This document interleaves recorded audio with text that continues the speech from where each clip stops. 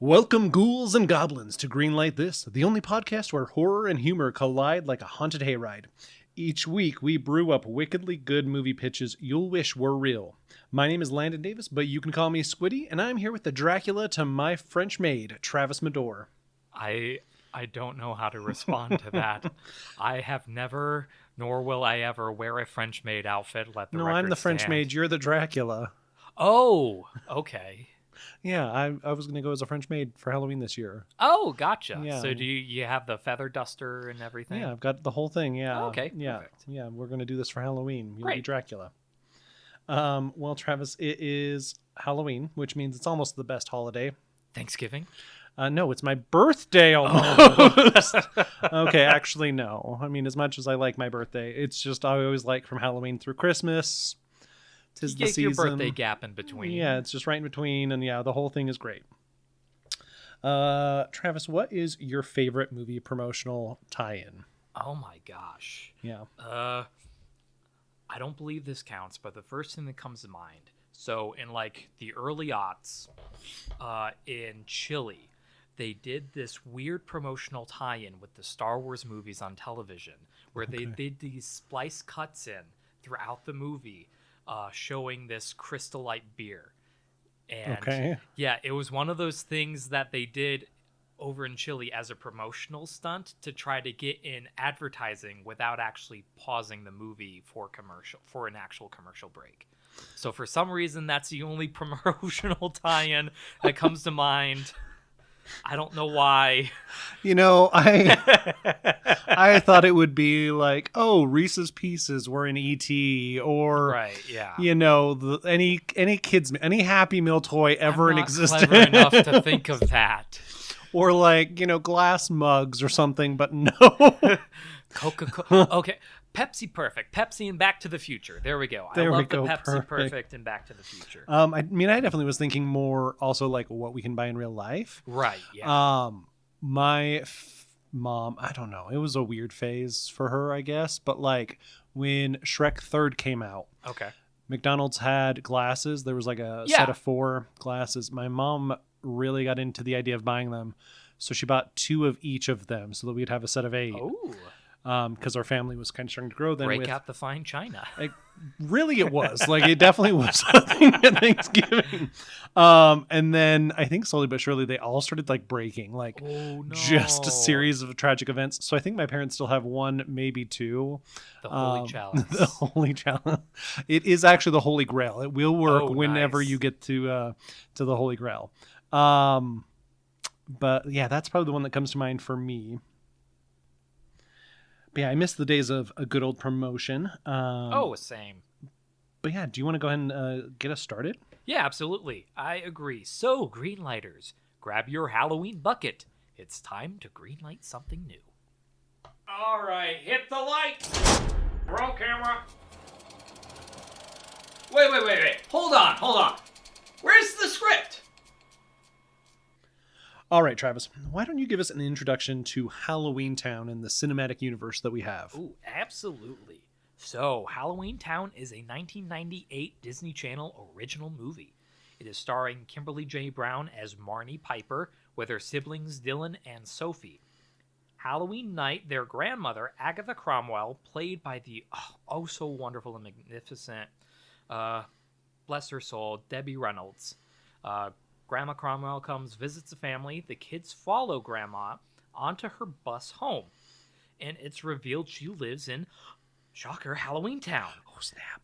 And is a witch. The kids meet characters like Benny, a skeleton cab driver, Luke the Troll. And in the end, the kids must save their mom and grandmother, as well as pretty much the whole town, from the mayor and the mother's ex-boyfriend, Calabar. Dun, dun, dun. Ooh, spoiler alerts for a movie that's been out 20 plus years. 30 plus. We're old. My gosh. Don't do that to me. Okay, moving on. In 2001, a sequel came out. Halloweentown 2, Calabar's Revenge. This movie took on a darker tone than the first movie. Marnie is learning magic from Aggie.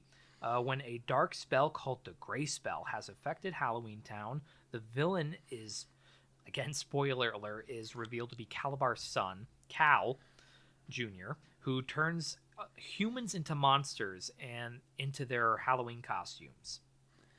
And then, spoiler alert, same people have to save the day. It's fun. Go team. Luke is a good guy also. Yep, again. Luke is a good guy. He gets hotter in this movie, which is also weird. Fun casting change, yada yada. Yep. Okay, moving on. We get to Halloweentown High in 2004. The third movie in the series has students from Halloweentown attending a high school in the human world. There's cultural differences, there's some high school drama, and a mysterious order of knights are threatening.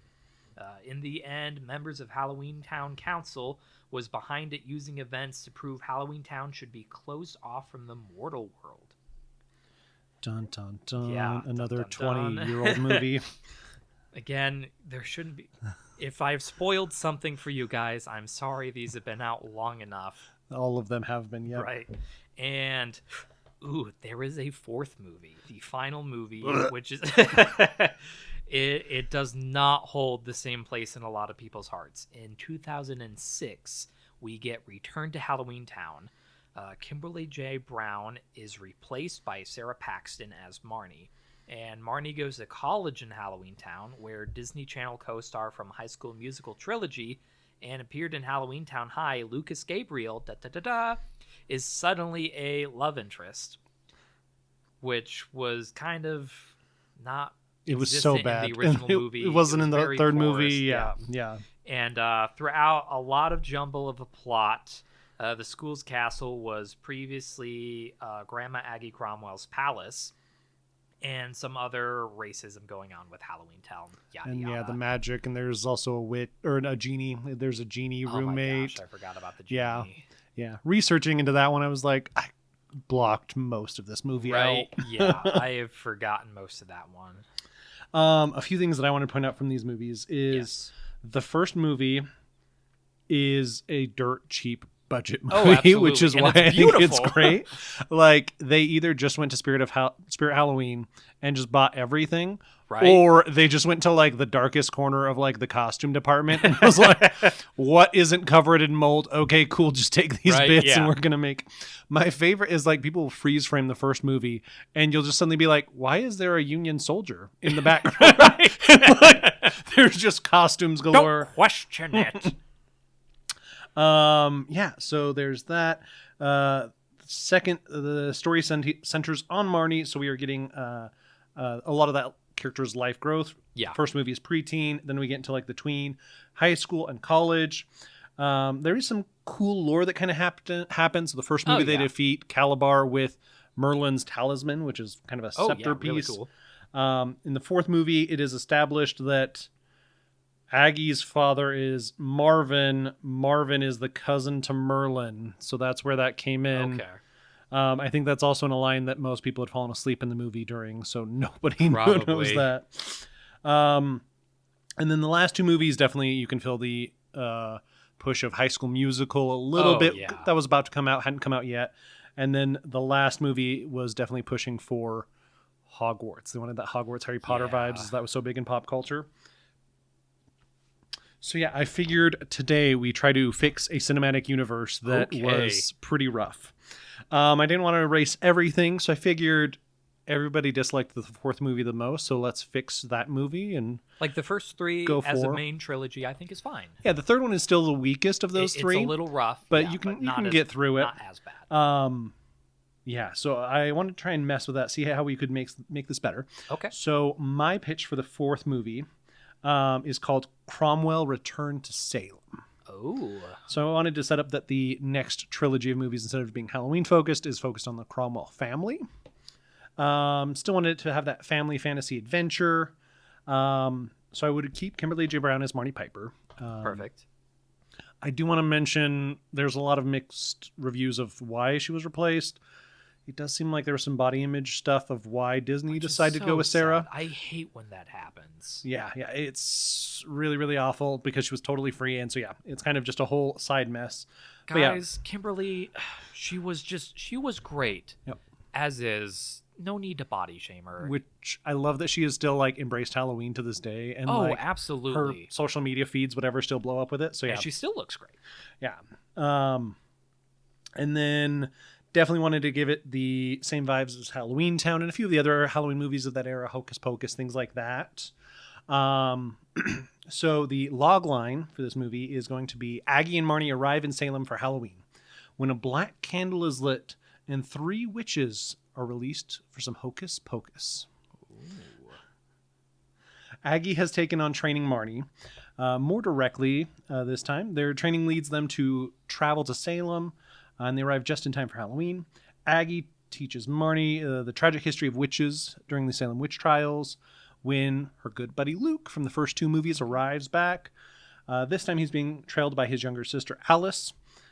Alice sneaks off to an old museum as the Cromwells and Luke explore the woods. Alice pulls out a black flame candle, something that's pretty normal in the Halloweentown world, and lights it. Sitting on her parents' porch, though, off in the distance, we see Danny as a wave of magic erupts across the skylight, and she rushes to the nearby museum. Danny and Alice meet. Danny, assuming Alice is a child in a costume, not an actual troll, explains the need to run. Meanwhile, Luke and the Cromwells watch as the Sandersons break out of their statues. Aggie has heard some stories of these 3 and how they were never allowed into Halloweentown for breaking the Code of Merlin. The Sanderson sisters get back to their cottage and get their famous book. Alice and Danny are caught, and Winifred, realizing Alice is a troll, seeks entrance into Halloweentown.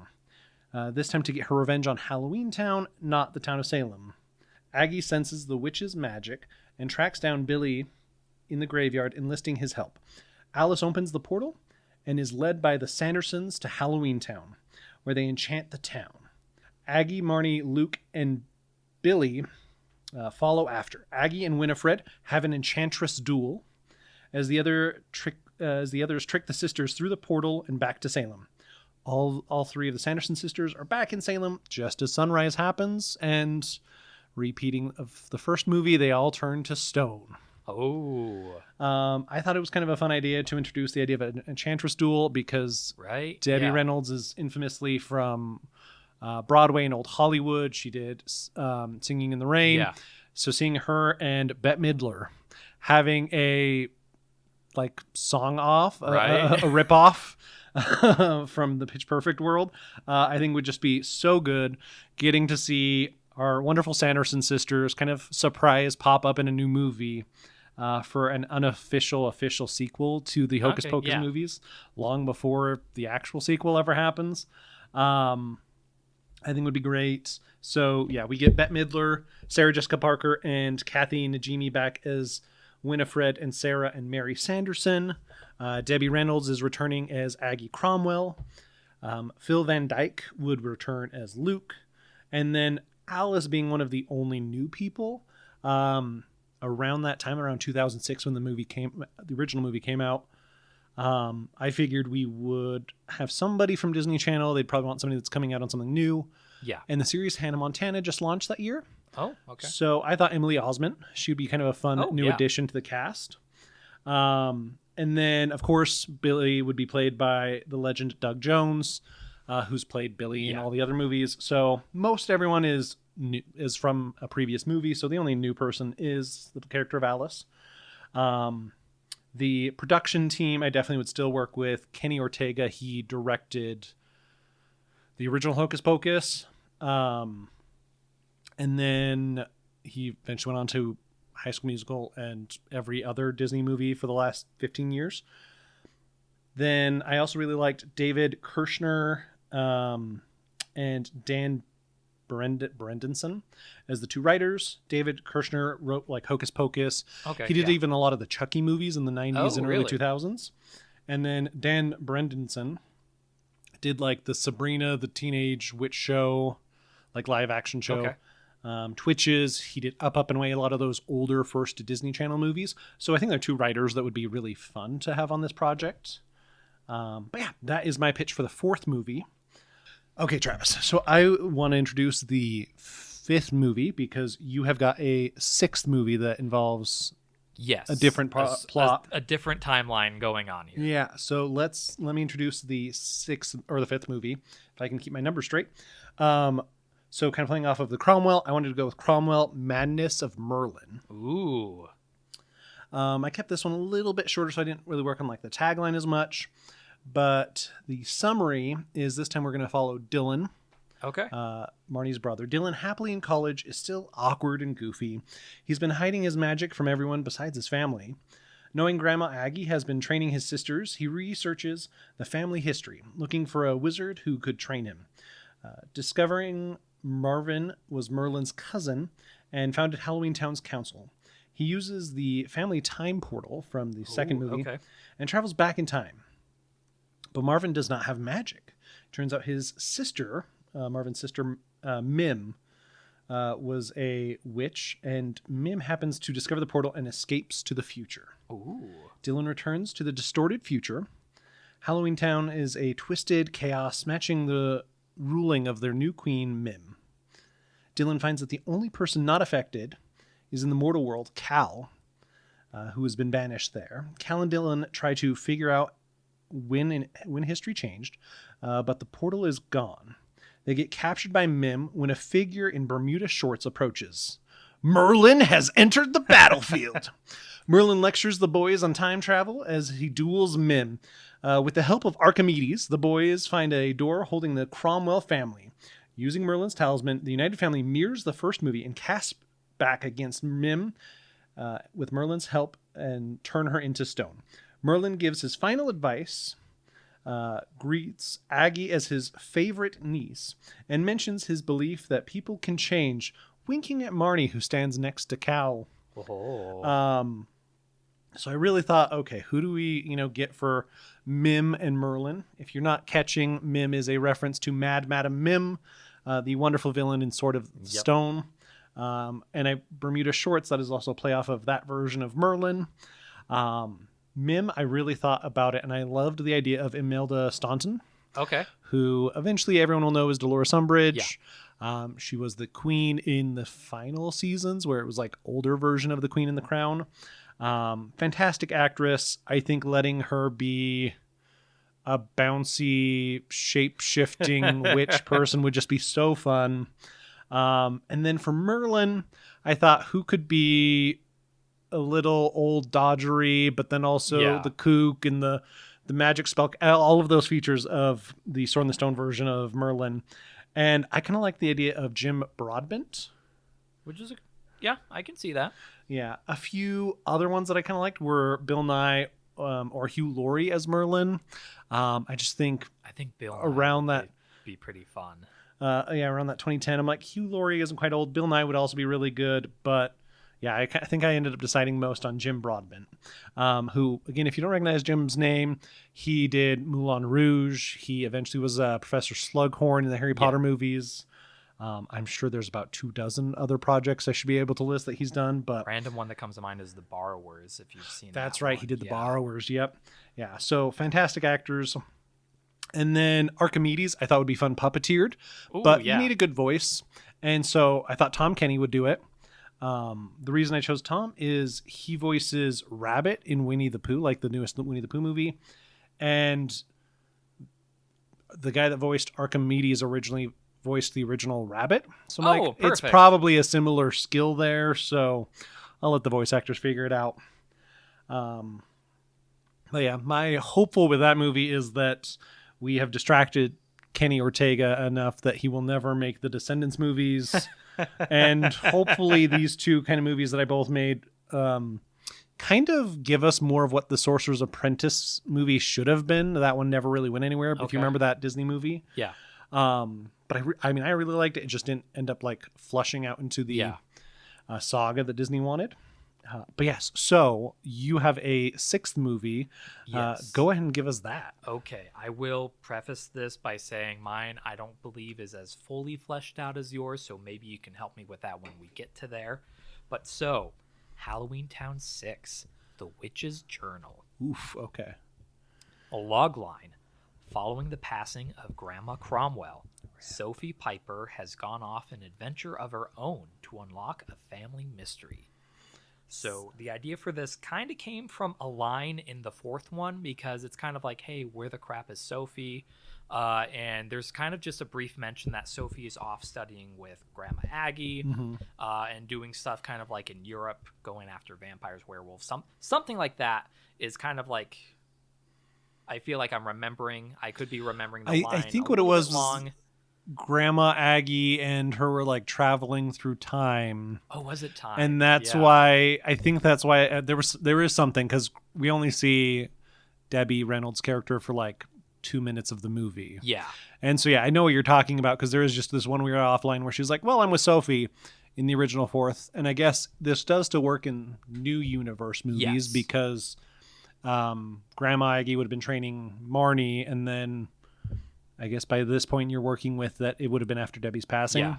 Yes. Okay. Yeah. Kind of working in that chronological. Yeah. Keeping it and paying respects to Debbie Reynolds. Absolutely. But so the summary: following the passing of Grandma Cromwell, the Piper family meet together in Halloweentown for the reading of Grandma Aggie's will. From the reading, each member receives some inheritance, starting with the mother, to Marnie, to Dylan, and then lastly Sophie. So these would be like maybe the talisman of Merlin, the safeguard to like the time travel door, The dress that Debbie yeah, wore. the dress, the handbag, like who gets her famous handbag. Can we talk about the fact that it changed in the third movie and was really bad? Right. Oh. So for anyone that doesn't know, there was I think it's a carpenter's bag that you Yeah. call that. And it was this beautiful, just hodgepodge of fabric in the early movies. It was fantastic. And then in the first two, and then in the third movie, they decided to CGI it to be alligator skin and then have it walk around like alligator. And it was just so bad and so rough. The first bag worked because it was so much more like Mary Poppins. Oh, right. The alligator bag is bad. It's just bad. But yeah, so things like that. Sophie is given a collection of books and journals along with a message just for her. The journals and books will lead Sophie on a journey throughout the expanses of Halloweentown across the world.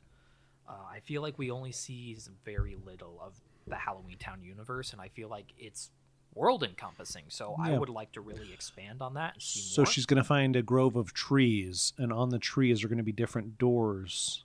Is that where this is headed? The unknown ancestral treasure is safeguarded by other monsters scattered across the world that still cling to the darkness from the bygone age. Okay. It is up to Sophie and new friends to solve the mystery and recover what was lost in ages past and finish Grandma Aggie's work. Okay. I like this. Cool. So is it just the Halloweentown versions across the world, or is it? Yeah, it would be like we're getting more of like not really the mortal realm. We've seen enough of that in the other movies. This would be fleshing out more of Halloweentown in other parts of the world, in Europe and maybe Asia, South America, and really seeing like the cultural differences across the world while trying to solve a mystery. So kind of flashing back to our previous episode when we talked about the Halloween Trinity. Yes. It could be something where it is more like a Hallows Town that's old Europe style. Oh, but then there could absolutely, also be yes. a Cinco de Mayo land. Yeah. A Dia de los Muertos. Yes, you know what I'm trying to say. Dias de los Muertos. My Spanish is so bad. I forgive you. I hope others do too. Yeah. So that's what you're saying, though. I like that. Okay. Yes. Kind of fleshing that out. Yeah. Just like my favorite book series of, what is it, Nightmare Before Christmas? Oh, yeah. Yeah, it's an amazing rom-com about like all the holidays are royals, and there is a Prince of Halloween and a Prince of Christmas. They fall in love. Aw, cute. But they kind of flesh out that the courts of every royal family are the different elements. So there's a court of frost for Christmas, but then there's also like different parts in Halloween. So I kind of see where this is going. I like this. Yeah. With that said, though, I didn't really flesh out more than just the main people, like trying to keep Sophie. I was reading into it, and apparently Emily Blusky, who played Sophie. She retired from acting just after the third one, which is why we don't see her. I totally get it, but it would be really great to try to bring her back for just this one final one. Try to keep Kimberly J. Brown as Marnie, Judith Hogg as like the mom, Dylan. Yeah, definitely. Do you think the moms are married by now? Like, Possibly. My stories were still pretty close after, but then yours has been a while. Mine's been a while. It's very possible that Mommy Piper has remarried. And in Halloween universe, have Cal and Marnie made up? And are they now a thing? Because in my head, I think would they like are. To see that, yeah. I think it'd be really funny. Following the events of the other two movies, I would like to see that. Yeah, it's like Marnie and Cal. Maybe they're the ones that inherit Grandma Aggie's house in Halloweentown as like a starter home for them. So that's cute. Yeah, I like it. Because nobody else can afford houses. Right. I hope Halloweentown's housing market is not as expensive as ours. I didn't really flesh out like a distinctive bad guy, like any one bad person. So I feel like they would be different monsters from different cultures. I like that it's monsters too instead of another spellcaster. We've done spellcasters before. It's time to show it with a different monster. Let's not be prejudiced here, people. Yeah, it was my challenge of doing Mad Madam Mim. As much as I love the mix, and I was like, do I really want? But I'm like, oh, she's part monster. It's fine. She'll have a pig nose, whatever. It'll be great.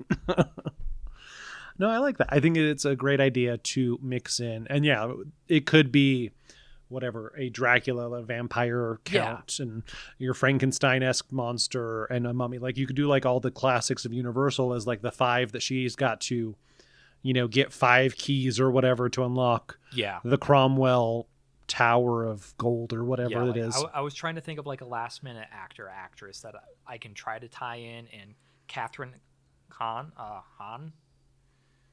I know the name. Yeah. Catherine Hahn. Agatha okay, Holland. Bring her in as like maybe a vampire priestess, something like that.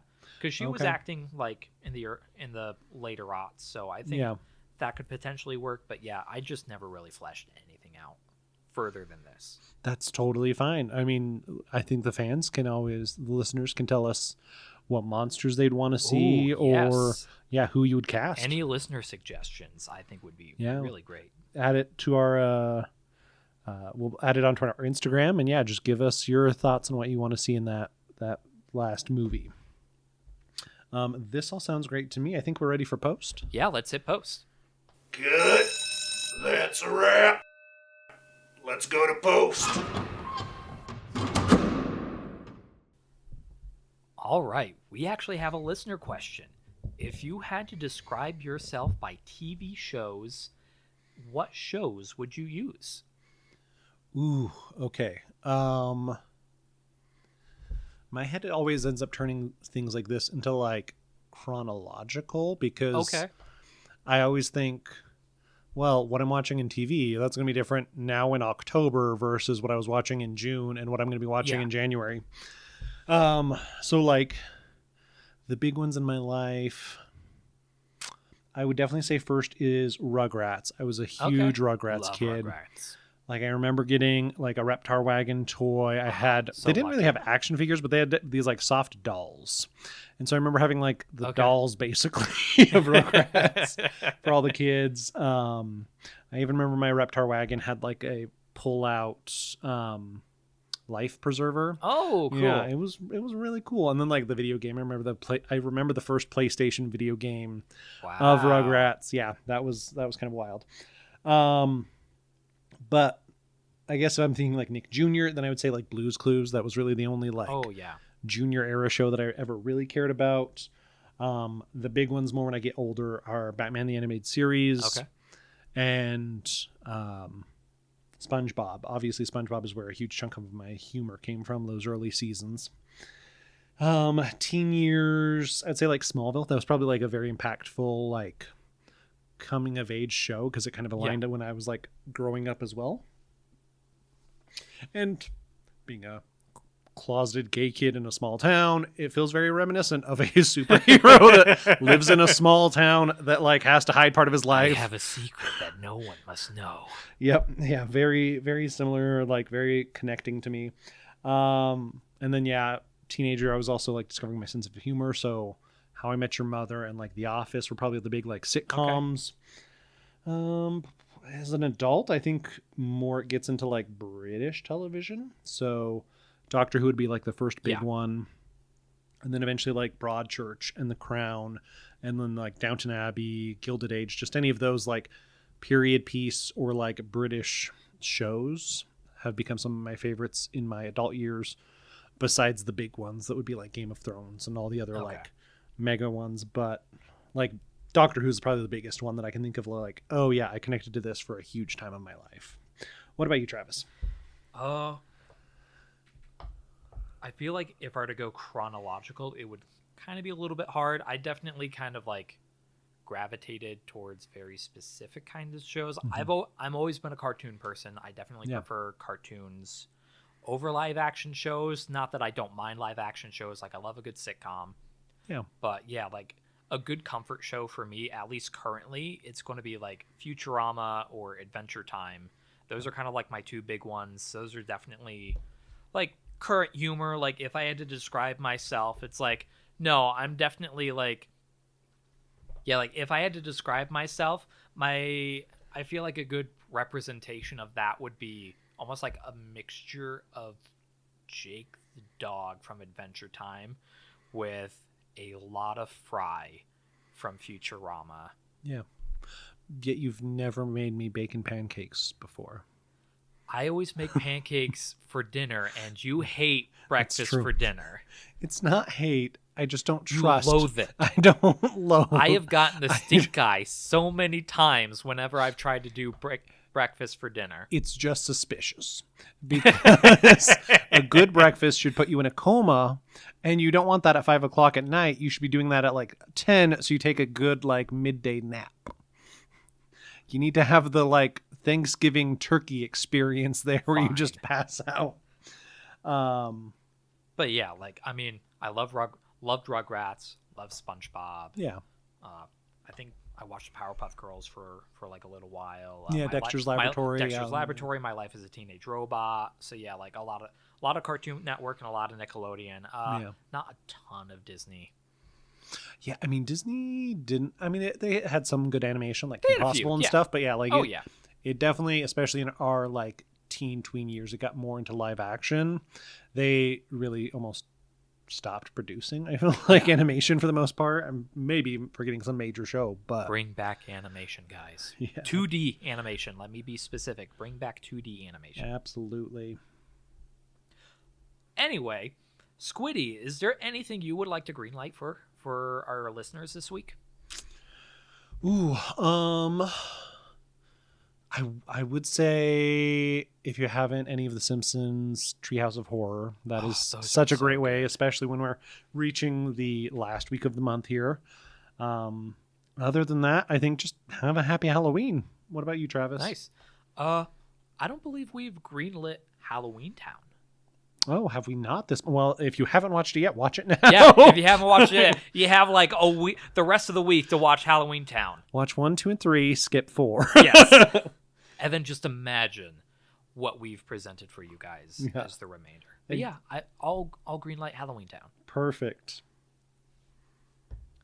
Well, got a movie pitch of your own? Love these movies, or think we could have cast better, or have a question for us? Message or tag us on Blusky, Instagram, TikTok at Greenlight This Pod. We might feature it in a future episode. Follow us on Letterbox, where we post movie reviews, and our watch list might hold hints for what's in production. And if you enjoyed this production, leave us a 5-star review and subscribe so you don't miss the next premiere. Let's drop next week's trailer and credits roll.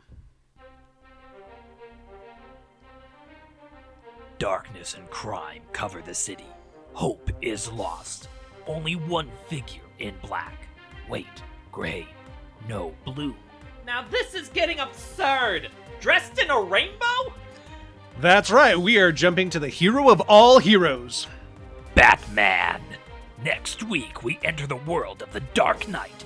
And to prepare our listeners, this Friday on Halloween, we will be dropping a special primer on the world's greatest detective and DC Comics as a whole. Listen on Friday as we greenlight Batman. Greenlight This is self-produced, directed by Landon Davis and Travis Medor. Written by Landon Davis and Travis Medor. Sound department, me, Travis Medor. Casting, us. And rest in power, Debbie Reynolds. You are an icon. Music, Buccaneer by Zenial from freemusicarchive.org. Special thanks, you, our listeners, the real studio heads who greenlight every episode just by pressing play. This has been Greenlight This. Until next time.